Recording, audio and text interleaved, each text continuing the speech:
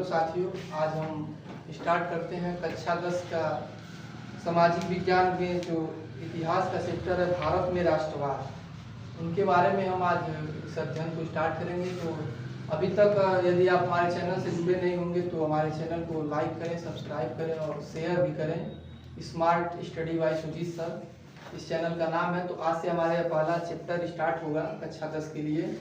जो भी छात्र अभी तक इतिहास में उनको बोरियत महसूस होता है, उनके लिए इतिहास के बारे में बताना चाहते हैं। इतिहास कुछ है नहीं, दरअसल एक प्रकार की जो कहानी हम अपने चाचा से, दादा से, बाबा से, चाची से, मौसा से, मौसी से सुनते आ रहे हैं आज तक, वही कहानी हमको बस केवल क्या है, समझना है और सुनना है। वैसे भी कहानियाँ अच्छी लगती हैं, तो कहानियों के माध्यम से हम क्या करेंगे, इसको चैप्टर को आराम से पढ़ेंगे, क्योंकि इसको हमको पढ़ना नहीं है, रटना नहीं है, बल्कि समझना है।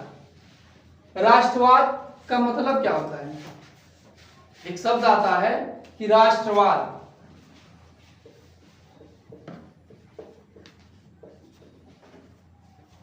ये राष्ट्रवाद होता क्या है? राष्ट्रवाद का मतलब होता है कि अपने राष्ट्र के प्रति सच्ची निष्ठा, यानी अपने देश के प्रति ऐसी भावनाएं हमारे मन में उत्पन्न हो कि हम यह सोचें कि हम अपने देश को बाकी अन्य देशों से क्या करेंगे, समृद्ध बनाने का प्रयास करेंगे। वही क्या है? राष्ट्रवाद है। राष्ट्रवाद का मतलब हम कह सकते हैं राष्ट्रभक्ति। तमाम देखे भी हो हमारे देश के कितने योद्धा, अभी हाल ही का देख लिया जाए तो हमारे वैज्ञानिक सबसे बड़ा उदाहरण है, उनको भी कह सकते हैं राष्ट्रभक्ति, क्योंकि वो भी 40 दिन 41 दिन के लंबे संघर्ष करने के बाद रात दिन एक कर दिए थे। उसके बाद से वह जो हमारा चंद्रयान गया वो सफल हुआ। तो कहीं ना कहीं वो भी एक सबसे बड़ी क्या है, राष्ट्रभक्ति है। तो राष्ट्रभाव या राष्ट्रवाद या राष्ट्रभक्ति तीनों पर्याय हैं।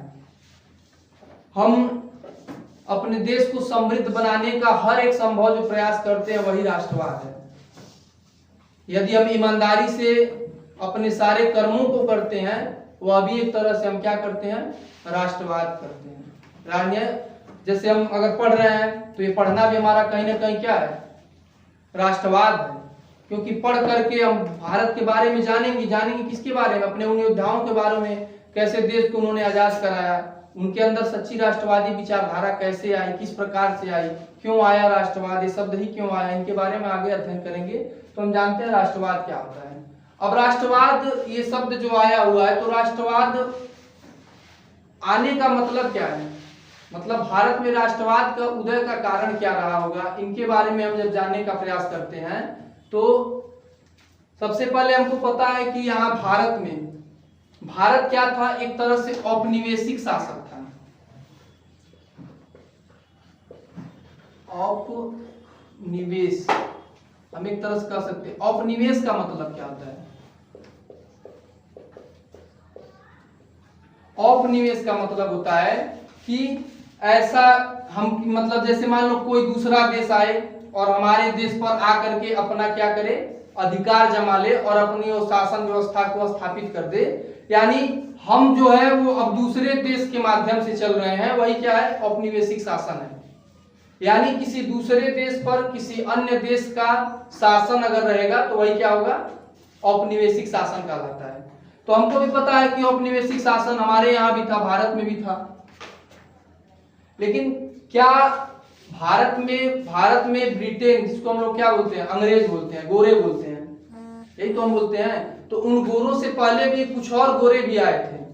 केवल हमको याद कौन रहते हैं, अंग्रेज याद रहते हैं, लेकिन अंग्रेजों से पहले भी भारत में, जैसे कि हमने बताया कि डच आए थे, उसके अलावा फ्रेंच वाले आए थे, उसके अलावा सबसे पहले पुर्तगाल वाले आए थे, तो सबसे पहले पुर्तगाल आया था, फिर उसके बाद डच आया था, फिर फ्रांस आया था। ये सब आए क्यों थे? यह नाविक था पुर्तगाल का, एक नाम सुने भी होंगे, 1498 में आया था, वास्को डी गामा। भारत में क्या करने आया था? वह व्यापार के लिए एक मार्ग की तलाश में आया था, और भारत में आने के बाद उसने क्या किया, व्यापार करना स्टार्ट कर दिया। मसाला भारत में फेमस भी है, तो मसाला की क्या किया, वो आया और उसके बाद अपने जहाजों पर ज्यादा मात्रा में लाद करके ले गया और 10 के बजाय वो क्या करता था 100 रुपये में बेचने लगा। अब उसके बाद से जब पुर्तगाल के मालूम चला, बाकी यूरोप वालों को, तो सारे देश कहाँ पे हैं, यूरोप में है। यूरोप वालों को भी खबर लगी कि कौन सा खजाना कुबेर का रखा हुआ है कि लाने के बाद यहाँ उसको डबल में बेचा जा रहा है, 5 गुना 10 गुना फायदा में बेचा जा रहा है। तो उसके बाद से क्या किया, इसकी खबर धीरे धीरे इन लोगों को लगती चली गई, सभी लोग आकर के भारत में व्यापार करना स्टार्ट कर दिए। अब वही बात, एक खबर यहाँ भी पहुंच गई ब्रिटेन वालों को भी। ब्रिटेन भी क्या किया, ब्रिटेन के जो व्यापारी समूह थे उन लोगों ने भी क्या किया, एक योजना बनाया, प्लान किया कि हम भी चलेंगे भारत में व्यापार करने। तो व्यापारिक संघ ने क्या किया, व्यापारिक संघ ने वहां उस समय जो एक महारानी थी एलिजाबेथ, तो व्यापारिक संघ ने क्या किया, व्यापारिक संघ ने एलिजाबेथ से क्या किया, एलिजाबेथ से सहमति पत्र मांगा। सहमति पत्र का मतलब होता है, जैसे देखो हम अगर किसी देश में जाते हैं तो पासपोर्ट अप्लाई करते हैं, पासपोर्ट लगाते हैं, उसके बाद उस देश का हमारे ऊपर मुहर लगता है, हमारे गवर्नमेंट का जो भी है कि हाँ ये पात्र है जाने के, तब हम दूसरे देश में जाते हैं। उसी प्रकार से इस व्यापारिक संघ ने क्या किया, एलिजाबेथ से एक हस्ताक्षर करवाया, समझौता किया कि हम भारत में व्यापार करने जाएंगे। तो उन्होंने पूछा कि किस नाम से जाएंगे, तो इन लोगों ने कहा आप ही नाम बता दीजिए। उन्होंने कहा कहाँ जाओगे, तो उन लोगों ने बताया भारत में। तो बोले भारत कहाँ है, तो बताएं सब ईस्ट में है, क्योंकि हम जानते हैं कि हमारा भारत क्या है, पूर्वी में है, तो ईस्ट में है, तो इसीलिए इसका नाम क्या पड़ गया, east India company. East India company, यानी यह ईस्ट इंडिया कंपनी जो था, ये समझौता मतलब जो व्यापारिक संघ और एलिजाबेथ के जो हुआ था, ये कब हुआ था, 31 दिसंबर 1599 में एक तरह से समझौता हुआ। अब उसके बाद से यह समझौता लेकर के जो व्यापारिक संघ है ब्रिटेन का, वह भारत में आया और भारत के राजाओं और रानियों को भी दिखाया कि वहां के राजा ने हमको परमिशन दे दिया, आप भी हमको परमिशन दे दें। तो उसके बाद से 1600 में, इंपॉर्टेंट डेट है याद रखेंगे आप लोग, 1600 में क्या हुआ, ईस्ट इंडिया कंपनी की स्थापना हुई। कहाँ, कलकत्ता में, जो वर्तमान कोलकाता के नाम से जाना जाता है। कलकत्ता में 1600 में ईस्ट इंडिया कंपनी की क्या हुई, स्थापना हुई। ईस्ट इंडिया कंपनी की स्थापना होने के बाद क्या किया, ईस्ट इंडिया कंपनी ने धीरे धीरे ये डच, फ्रांस, पुर्तगाल जो भी थे, इनके प्रभावों को कहीं ना कहीं कम करने की कोशिश किया, और भारत भी यही चाह रहा था। तो धीरे धीरे इनके प्रभावों को कम करते गए, और इनके प्रभावों को कम कर देने के बाद अब एक तरह से ब्रिटेन का वहाँ व्यापार जगत में बहुत बड़ा नाम हो चुका था। व्यापार करने के लिए सबसे बड़ा अगर कोई था तो ब्रिटेन वाले थे। धीरे धीरे फिर क्या हुआ, ब्रिटेन वालों ने एक तरह से अपना प्रभुत्व स्थापित करना स्टार्ट कर दिया, और इससे भारत वालों को भी कहीं ना कहीं अच्छा लगा उस समय, क्योंकि भारत के फेवर में ये लोग काम कर रहे थे। लेकिन जब इन्होंने इन लोगों को पराजित कर दिया तो वो लोग सोचे कि अब हम भारत पे भी शासन करने का ही प्रयास करेंगे। तो उन लोगों ने क्या किया, सबसे पहले एक युद्ध किया, अब भारत के शासकों से युद्ध करना स्टार्ट कर देंगे। एक युद्ध किया इन लोगों ने पलासी का।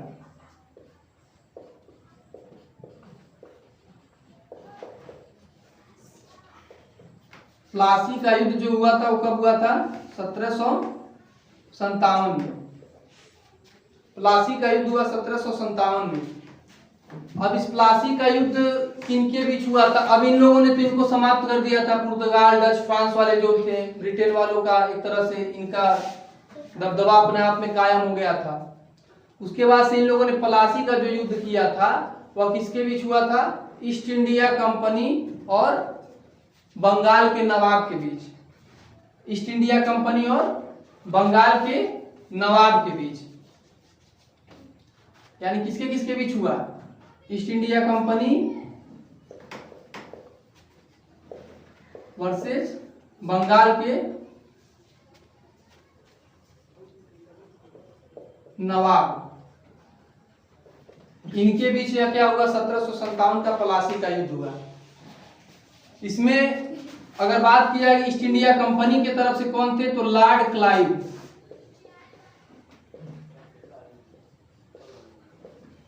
और बंगाल से कौन थे, सिराजुद्दौला।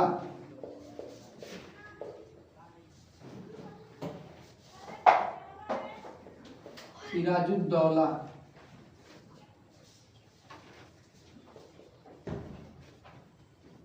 यानी सिराजुद्दौला और लॉर्ड क्लाइव के बीच क्या हुआ, युद्ध हुआ, जिसमें क्या हुआ, ईस्ट इंडिया कंपनी जीत गई। क्यों जीती, बताते भी हैं कि देश में जब अपने ही गद्दार रहेंगे तो फिर क्या होगा, पराजय तो झेलना ही है, क्योंकि अपने ही देश के गद्दार थे, राजा जो भी थे। बाकी राजाओं को क्या किया, इसने ईस्ट इंडिया कंपनी ने प्रोत्साहन दिया कि आप हमारे साथ युद्ध करिए, तो उसके बाद हम आपको क्या करेंगे, बंगाल का नवाब बना देंगे। अब इसमें इन्होंने साथ दिया तो, और इसके बाद ईस्ट इंडिया कंपनी की जीत हो गई, और यहीं से एक तरह से हम कह सकते हैं कि हम गुलामी की ओर अग्रसर होने लगे, क्योंकि अंग्रेजों की एक नीति रही है, फूट डालो राज करो। उसके बाद से क्या हुआ, अब इसके बाद से इन लोगों का और ज्यादा प्रभुत्व बढ़ने लगा। उसके बाद इन्होंने एक और, अब बंगाल के नवाब, अवध के नवाब, इन सब से मिलकर के एक अगला इन्होंने युद्ध करना स्टार्ट कर दिया। उस युद्ध को हम किस नाम से जानते हैं, बक्सर का युद्ध। तो बक्सर का युद्ध जो हुआ था वो कब हुआ था, 1764 में बक्सर का युद्ध हुआ। इसमें यही ईस्ट इंडिया कंपनी थी और ऊपर से बंगाल के नवाब थे, अवध के नवाब थे, इन लोगों के बीच यह युद्ध हुआ था। इस युद्ध में भी क्या हुआ, ईस्ट इंडिया कंपनी की विजय हुई। इस तरह से ईस्ट इंडिया कंपनी का प्रभुत्व बढ़ता गया और कहीं न कहीं पूर्ण रूप से वो धीरे धीरे अब एक तरह से हावी होते जा रहे थे, धीरे धीरे। यानी हम इसको पढ़ा क्यों रहे हैं, राष्ट्रवाद चैप्टर स्टार्ट करने का मतलब मुख्य रीजन है, पहले हम अपने इतिहास को जानेंगे कि राष्ट्रवाद का उदय होने का कारण क्या है। तो उदय होने के कारणों में से हम धीरे धीरे आ रहे हैं, उन चैप्टरों पर भी आगे आएंगे। पहले हम समझेंगे कि राष्ट्रवाद का उदय क्यों हुआ, तो यही सब मेन कारण है। क्योंकि एक बार हम जानते हैं आ गई ब्रिटेन, 1600 में ईस्ट इंडिया कंपनी की स्थापना हुआ, धीरे धीरे यहाँ के राजाओं को पराजित किया बक्सर और प्लासी के युद्ध के माध्यम से। तो इनका जब प्रभाव बढ़ता गया तो यह बात ब्रिटेन की महारानी को पता चला, एलिजाबेथ को। तो उन्होंने क्या किया, एलिजाबेथ को जब यह पता चला तो उनको लगा कि इस तरह से तो यह कंपनी शासन करने लगेगी और हमको जो टैक्स मिल रहा है वो भी नहीं देगी और एक तरह से अपना अलग से साम्राज्य स्थापित कर लेगी। उनको यह भय सताने लगा और तमाम उसके बाद व्यापारी संघ भी अपनी शिकायतें लेकर के पहुंचने लगे एलिजाबेथ के पास कि हमको व्यापार नहीं करने दिया जा रहा है। इसके लिए इन लोगों ने क्या किया कि महारानी ने क्या किया, इनके एक तरह से प्रभाव को कम करने के लिए, इनके प्रभाव को कम करने के लिए चार्टर अधिनियम एक लाया। चार्टर अधिनियम के माध्यम से क्या हुआ, यह एक तरह से जो था वो समाप्त हो गया, ईस्ट इंडिया कंपनी को समाप्त कर दिया गया। 1733 में एक अधिनियम आया जिसको हम जानते हैं चार्टर अधिनियम। चार्टर अधिनियम, चार्टर अधिनियम या इसी को हम रेगुलेटिंग एक्ट के नाम से भी जानते हैं। इसके माध्यम से क्या हुआ, भारत में जो कंपनियां व्यापार करने आती थी उनका प्रभाव धीरे धीरे समाप्त कर दिया जब ईस्ट इंडिया कंपनी ने, और भारत में दखलंदाजी देने लगे। तो इसके बाद इनको क्या कर दिया, महारानी ने इसको समाप्त कर दिया चार्टर अधिनियम के तहत। और धीरे धीरे इनके प्रभाव को जब समाप्त कर दिया तो कहीं ना कहीं एक तरह से ब्रिटेन वाले अब हमदर्द बनते चले जा रहे थे भारत का, और भारत के भी सारे काम अब इनके माध्यम से ही होने लगे थे। धीरे धीरे भारत के लिए नियम कानून बनाने लगे। जो रेगुलेटिंग एक्ट आया था उसी का बाद में नाम हो गया था Indian government act, government act of India के नाम से जाने लगा, जो चार्टर अधिनियम था।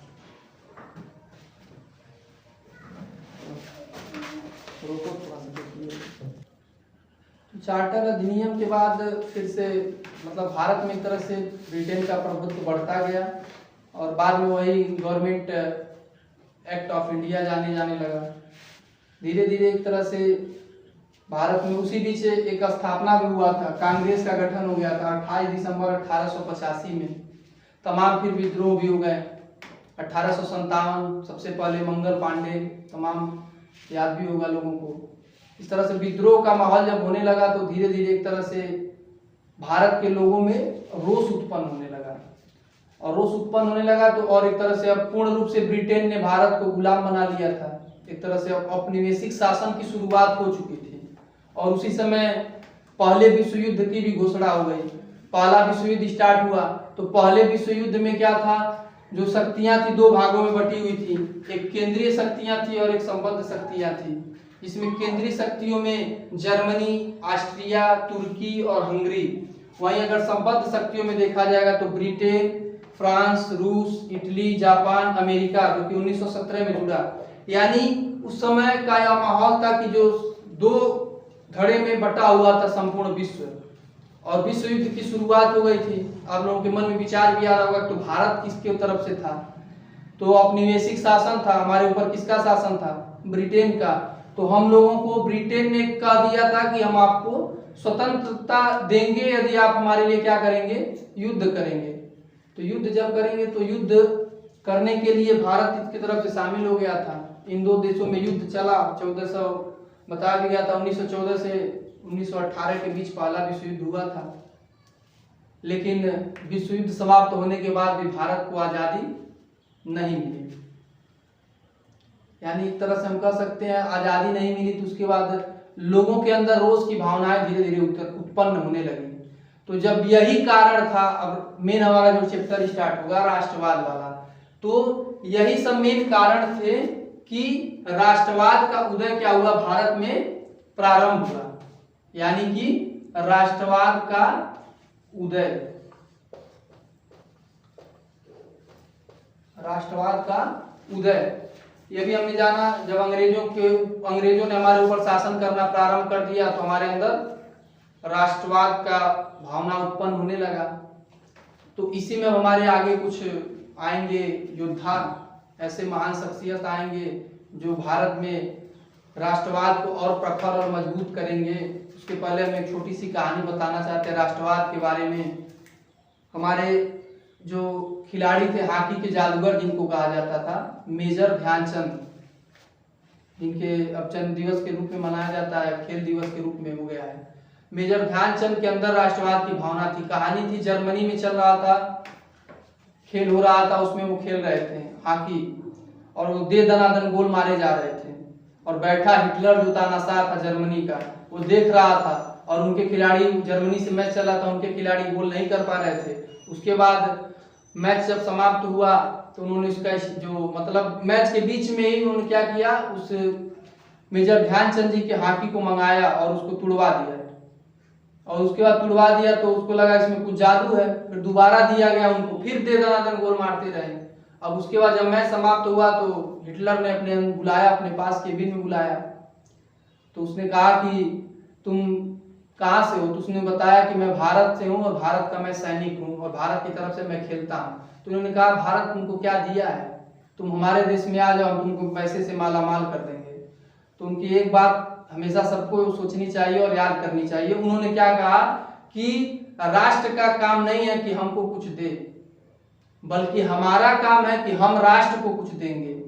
यानी जरूरी नहीं है कि राष्ट्र हमको कुछ देगा तभी हम कुछ करेंगे, बल्कि हम अपने राष्ट्र को कुछ न कुछ देंगे। तो ऐसी शख्सियत थी, उनको कहा जाता है राष्ट्रवाद।